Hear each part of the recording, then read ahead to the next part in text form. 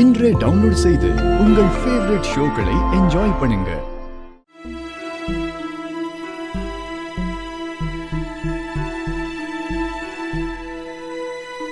Operation நினைச்சு நீ ஒன்னும் பயப்படக்கூடாது பார்வதி. தைரியமா இரு, எல்லாம் உன் நல்லதுக்கு தான். சரிம்மா. கூடிய சீக்கிரம் குணமாகி காலையில எனக்கு புதினா டீ கொடுக்க போற அந்த நல்ல நாளுக்காக நான் காத்துக்கிட்டு இருக்கேன். மனசுல எதையும் நினைச்சு பயப்படாத, தைரியமா இரு, எல்லாம் நல்லபடியா நடக்கும். அம்மாவோட ஆசீர்வாதமும் உங்களோட ஆசீர்வாதமும் இருந்தா எனக்கு கடவுளோட ஆசீர்வாதமே கிடைச்ச மாதிரிங்கய்யா.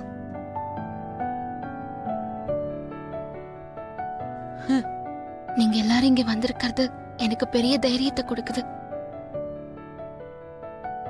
பார்வதி, உனக்கு வலி தெரியாம இருக்க அனஸ்தீசியா கொடுத்துதான் ஆபரேஷன் பண்ணுவாங்க. தைரியமா இரு. All the best.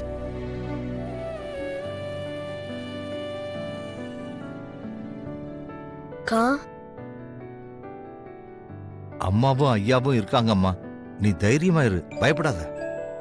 எனக்கு தைரியம் சொல்லிட்டு நீங்க எதுக்காகப்பா இப்படி கவலைப்படுறீங்க? நீங்க தைரியமா இருங்க.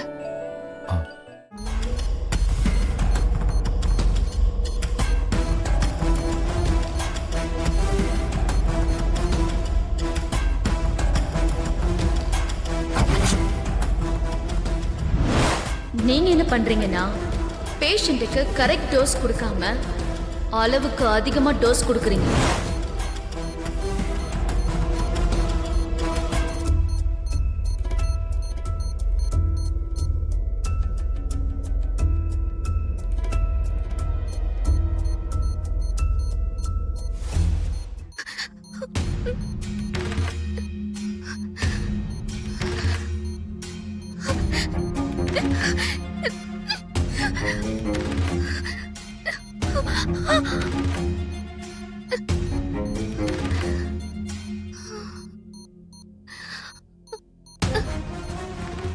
என்ன திடீர்னு கண்ணு துடிக்குது?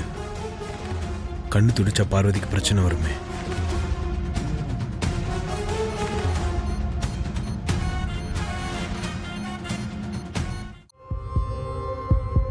என்ன ஆச்சு ஆதி உனக்கு?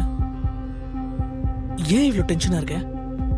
பார்வதிக்கு நடந்துட்டு இருக்கிறது சாதாரண கால் ஆபரேஷன் தானே, இதுக்கு ஏன் இவ்வளவு டென்ஷன் ஆகுற? பார்வதிக்கு ஏதோ பிரச்சனை. என்ன சொல்ற ஆதி?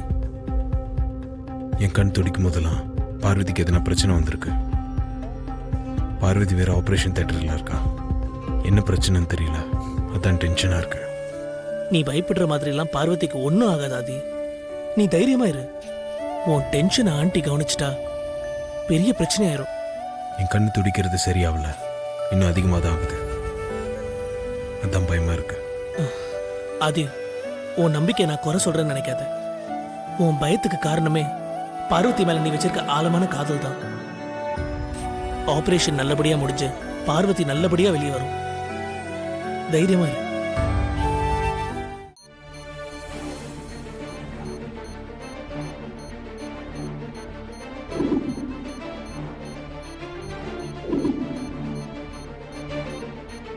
பிபி செக் பண்ணுங்க.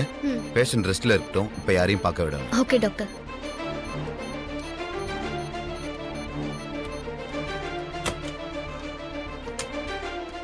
டாக்டர். டாக்டர், ஆபரேஷன் நல்லபடியா முடிஞ்சது மேடம். சொல்லிட்டாங்க FRCS. பார்வதி எப்படி இருக்கா? அவளை பார்க்க முடியுமா? பேஷண்ட் இன்னும் மயக்கத்துல தான் இருக்காங்க. அவங்க கண்ணு முழிக்க இன்னும் கொஞ்சம் நேரம் ஆகும். வார்டுக்கு மாத்திடுவாங்க, அப்புறம் பாருங்க. தேங்க்யூ. ஓகே.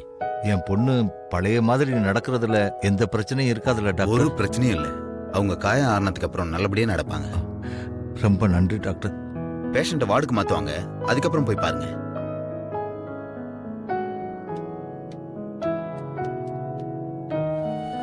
ஆபரேஷன் நல்லபடியா முடிஞ்சிருச்சு.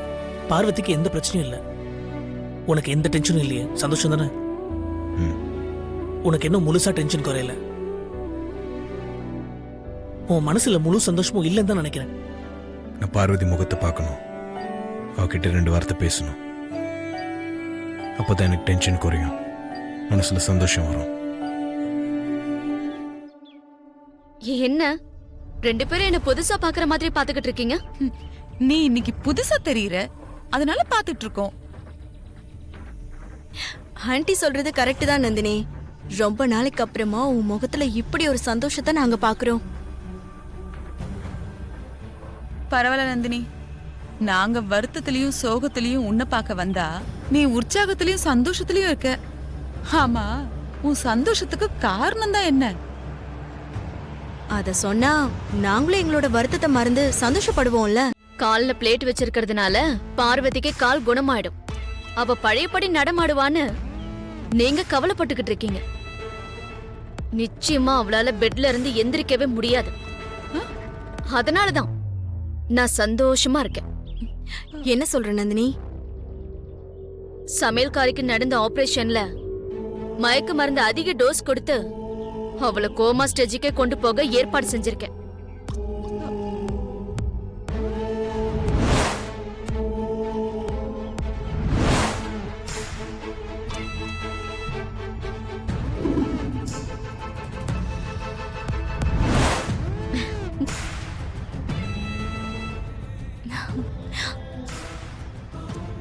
அவளுக்கு நடந்த ஆபரேஷன்ல எழில்குமரன் சொன்ன மாதிரி செஞ்சு முடிச்சிட்டான். அதனால பார்வதி கோமாவுக்கு தாண்டி மேல போனால போவாளே தவிர அவளால குணமாகி எந்திரிச்சு நடக்கவே முடியாது. சூப்பர் நந்தினி, சூப்பர், கலக்கிட்ட. நீ சொன்ன மாதிரியே அந்த சமையல்காரி விஷயத்துல செஞ்சு முடிச்சிட்ட பாத்தியா? சூப்பர். என்னாச்சு டாக்டர்? ஆபரேஷன் முடிஞ்ச டைமுக்கு இந்நேரம் மயக்கம் தெளிஞ்சு பேஷண்ட் கண்ணு வச்சிருக்கணும். ஏன் இன்னும் நினைவு திரும்பலன்னு தெரியல. நீங்களே இப்படி சொன்னா எப்படி? கொஞ்சம் இருங்க சார், நான் என்னன்னு பாக்குறேன். மறைக்காதீங்க, என்னாச்சு? ஆபரேஷன்ல எதனா தப்பாயிடுச்சா? அதுக்கெல்லாம் வாய்ப்பு இல்லை மிஸ்டர் ஆதி. நீங்க சொன்ன டைம்ல பேஷண்ட்டுக்கு நினைவு திரும்பல. இங்க என்ன நடக்குது எங்களுக்கு ஒண்ணும் புரியல. நீங்க ஒன்றும் கன்ஃபியூஸ் ஆகிக்காதீங்க மிஸ்டர் ஆதி. எங்க சைடுல தப்பு நடக்க வாய்ப்பே இல்லை. இருந்தாலும் நீங்க கொஞ்சம் வெளியே வெயிட் பண்ணுங்க, நான் பேஷண்ட்டை ஃபுல்லா செக் பண்ணிட்டு உங்கள்கிட்ட சொல்றேன்.